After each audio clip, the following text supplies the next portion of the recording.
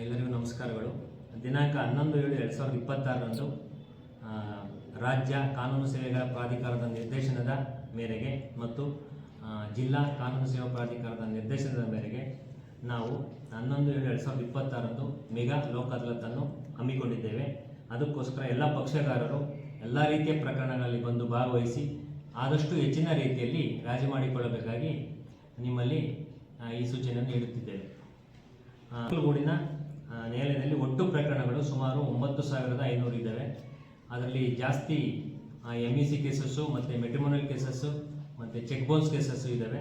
ಅದರ ದಿನಾಂಕ 18/7/2026ರಂದು ವಿಶೇಷ ಲೋಕ್ ಅದಾಲತ್ ಅಂತ ನಮ್ಮ ರಾಜ್ಯ ಕಾನೂನು ಸೇವಾ ಪ್ರಾಧಿಕಾರ ನಿರ್ದೇಶನ ಮಾಡಿದೆ.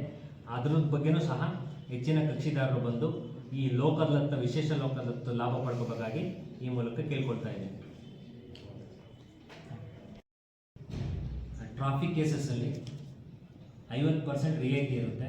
ಲೋಕ್ ಅದಾಲತ್ ಬಂದು ಕಟ್ಟಿದ್ರೆ ಮಾತ್ರ ಅದು ಅನುಕೂಲ ಸಿಗುತ್ತೆ. ಮತ್ತು ಲೋಕ್ ಅದಾಲತ್ ರಾಜಿ ಆದರೆ ಕೋರ್ಟ್ ಫೀ ಏನು ಕಟ್ಟಿರ್ತಾರೆ, ನ್ಯಾಯಾಲಯ ಶುಲ್ಕ ಏನು ಕಟ್ಟಿರ್ತೀರಲ್ಲ ಪಕ್ಷಗಾರರು, ಅವ್ರದ್ದು ಫುಲ್ಲು ರಿಫಂಡ್ ಸಿಗುತ್ತೆ. ನಿಮಗೆ ಅದು ಅನುಕೂಲ ಆಗುತ್ತೆ. ಸುಮ್ಮನೆ ಕಾಲಹರಣ ಮಾಡಿಬಿಟ್ಟು ಜಾಸ್ತಿ ಸಮಯ ಇಲ್ಲಿ ಕಳೆಯೋದ್ರ ಬದಲು ರಾಜಿ ಆದರೆ ಬೇಗ ನಿಮಗೇನು ಸಿಗಬೇಕು ಅದು ಬೇಗನೆ ಸಿಗುತ್ತೆ. ಈ ಥರ ಅನುಕೂಲನ ಪಡ್ಕೋಬೇಕಾಗಿ ನಿಮ್ಮಲ್ಲಿ ಕೇಳ್ಕೊಳ್ತಾ ಇದ್ದೀನಿ.